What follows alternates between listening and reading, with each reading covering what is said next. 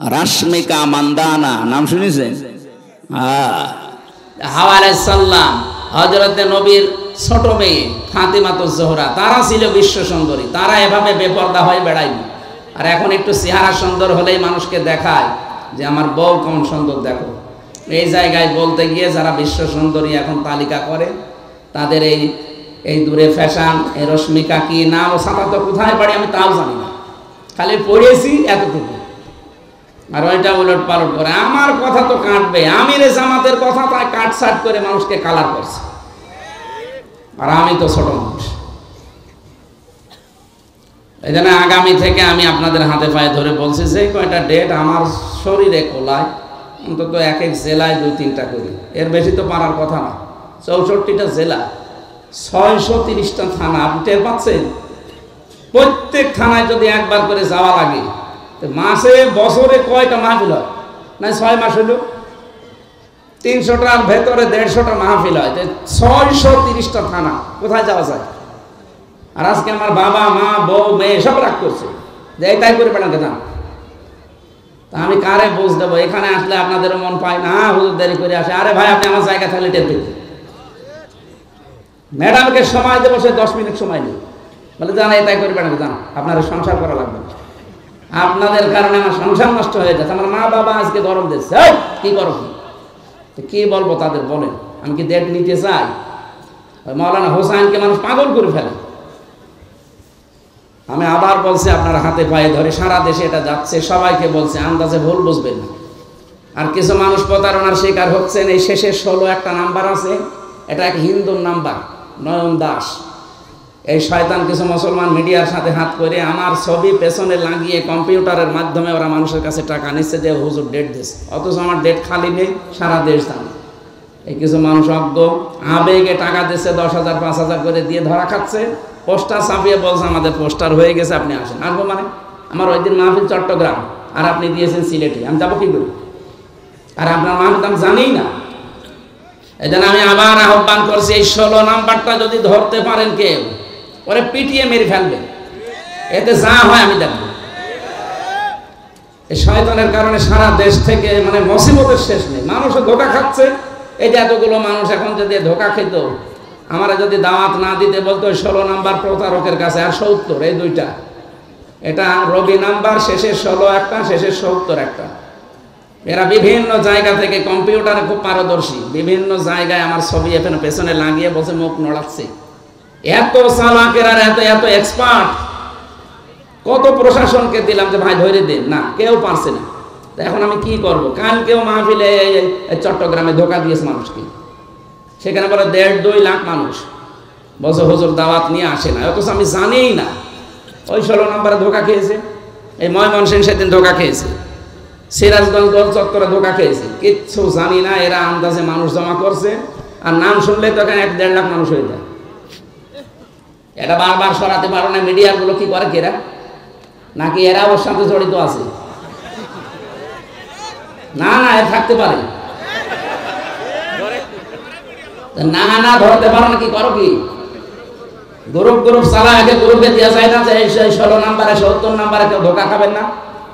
এইগুলো ছড়াতে পারো। রাশমিকার নাম মুখ দিয়ে একবার বের হলে সেটা ছড়াতে পারো। আর এটা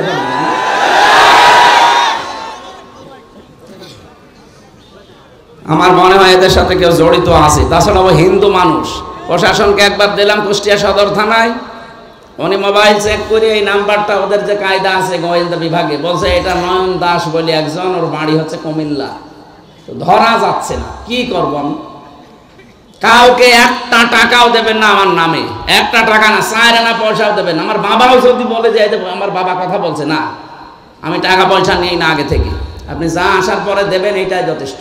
যদি না দিয়ে বলেন যে আমার অসুবিধা, আমাদের দেওয়ার ক্ষমতা নেই, বলবেন চলে যান, খালি ভাড়াটা দিয়ে। তাই বলে আবার 10 টাকা ধরে দিয়ে না।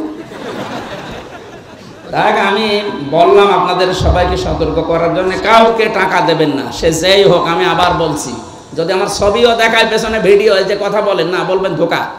দরকার হয় বাড়ি যেয়ে যেটা ফাঁকা আছে নিয়ে আসবেন। কাউকে টাকা দেবেন না, আমি আবার বলছি, কাউকে টাকা দেবেন না। আজকেও 2 জন ধোকা খেয়েছে, 20-40 হাজার টাকা দিয়েছে ওই শয়তানকে, অথচ আমি কিচ্ছু জানি না। আমার যে কি রাগ ওর উপরে, সত্যি যদি আমি আল্লাহর নাম নিয়ে বলছি ওরা ধরতে পারি, আমরা জবাই করে ফের জেলে যাব। ও যা ক্ষতি করছে আমার একা না, আপনাদেরও। আর যে কত টাকা নিয়েছে, 5,000 10,000 করে মানুষের কাছে সারা দেশ থেকে। ওরা আমি সত্যি যদি কেউ ধরিয়ে দিতে পারেন, আমি 1 লক্ষ টাকা আপনাকে দেবো, 1 লাখ টাকা দেবো।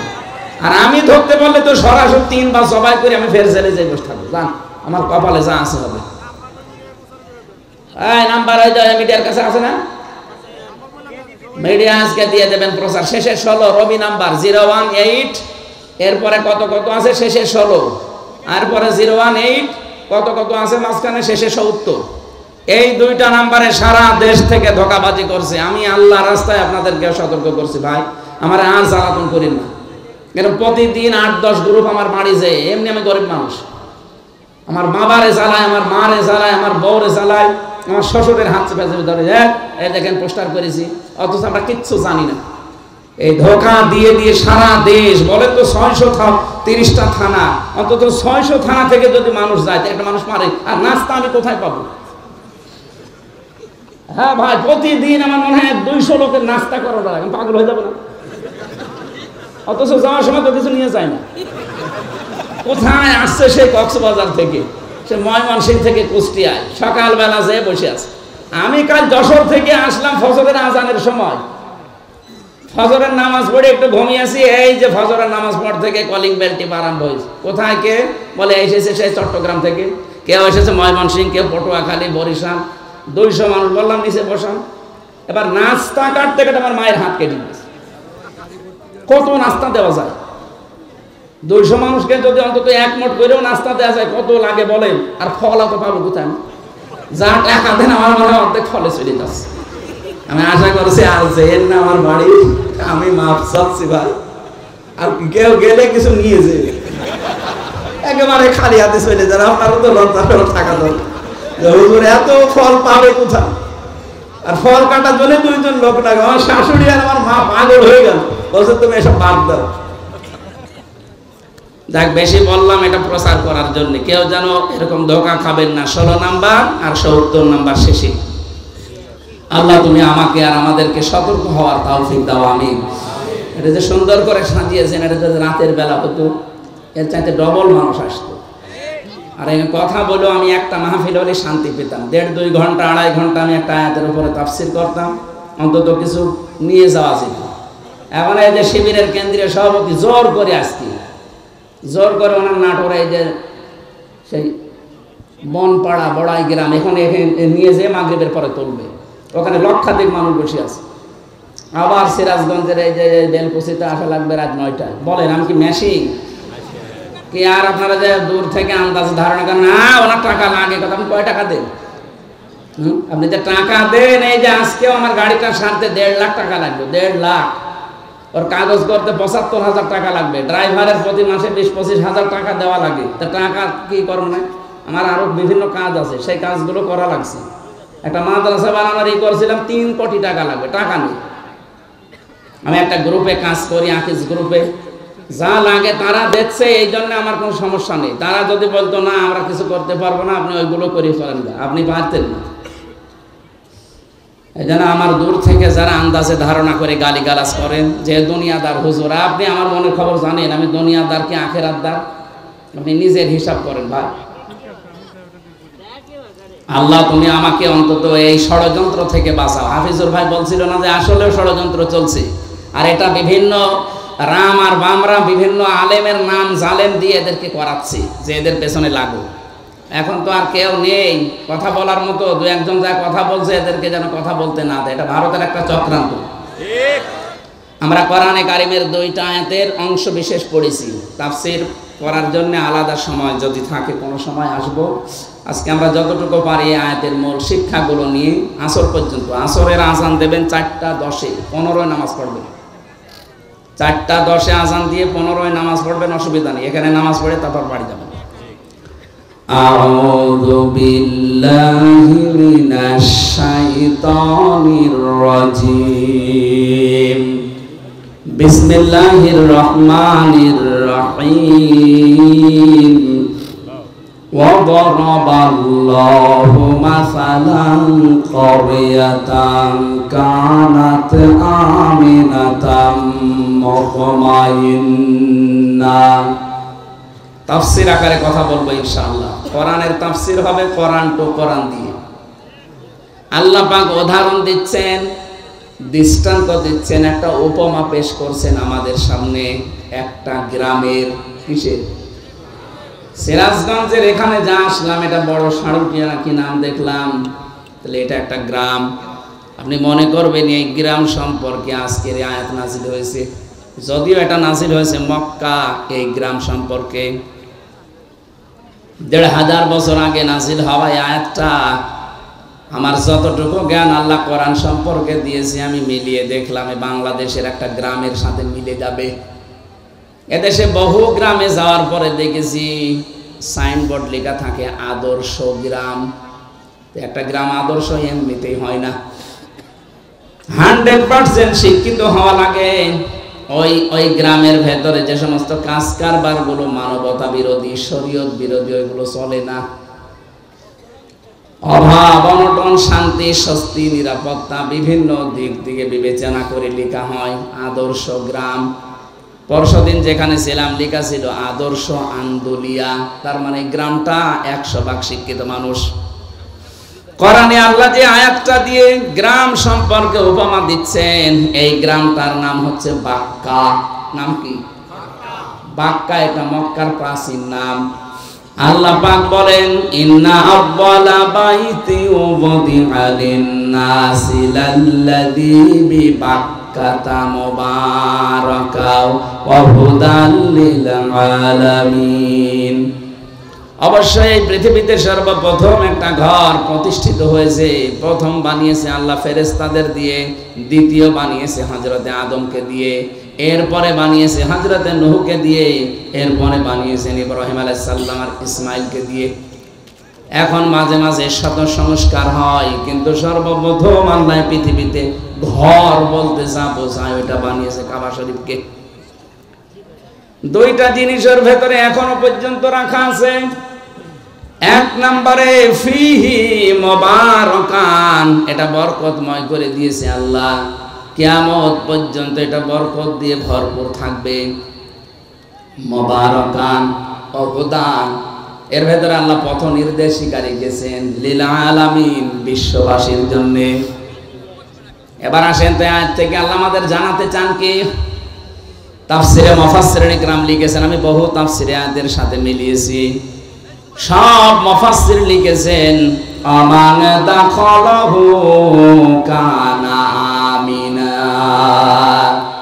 এই কাবায় যদি কেউ প্রবেশ করে আল্লাহ তাকে নিরাপত্তা দিয়ে দেয়। খুব ভালো করে বুঝবেন, এখান থেকে শিক্ষা বের হবে। এই বাতাস কি করে দাও, জোরে দাও। হ্যাঁ একটু জোরে দাও, 10 মিনিট তারপর বন্ধ করো।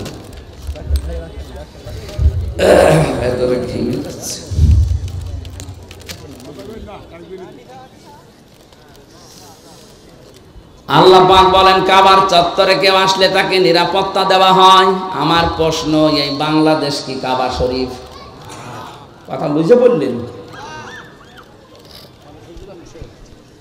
এই দেশ তো আর কাবা শরীফ না। এখানে কাবা শরীফের কি আছে বলেন? কিছুই নেই না। মসজিদ আর কাবা আলাদা। কিয়ামতের দিন কাবা শরীফ শুধুমাত্র ইঞ্জিন হয়ে জান্নাতে যেতে থাকবে। ইঞ্জিনের সাথে যেমন বগি থাকে, তামাম দুনিয়ায় যত জায়গায় মসজিদ আছে, এই মসজিদে যারা সেজদা দেয় তাদেরকে প্যাসেঞ্জার করে ওর সাথে আল্লাহ বগি বানিয়ে দেবেন। আমি যদি এখন মসজিদ ভিত্তিক জীবন গঠন না করি, মসজিদের সাথে আমার যদি সম্পর্ক না থাকে, ওই দিন ওই বগির ভেতরে আমি উঠতেও পারবো না, জান্নাতেও যেতে পারবো না। কথা বলেন না কেন? বিশ্বনবী জানিয়েছেন কিয়ামতে যে কঠিন ভয়াবহ অবস্থা আল্লাহ বানাবে। মানুষ ঘামের ভেতর অনেকে হাবুডুবু খাবে। দুধের বাচ্চার কথা সন্তানের মা ভুলে যাবে। মহিলাদের এই দৃশ্য দেখার পরে পেট ফেটে সন্তান বের হয়ে যাবে। এত কঠিন অবস্থা আমি তৈরি করব, কিন্তু এর ভেতরে 7 প্রকার মানুষকে যে আমার আরশের ছায়ায় স্থান দেব, তার 4 নম্বরে তারা যাদের সব সময় মসজিদের সাথে অন্তর লটকানো থাকে, তার মানে নামাজে গেলে নামাজ শেষ হলে বের হতে মন চায় না, কিন্তু কর্মজীবনের জন্য বের হওয়া লাগে।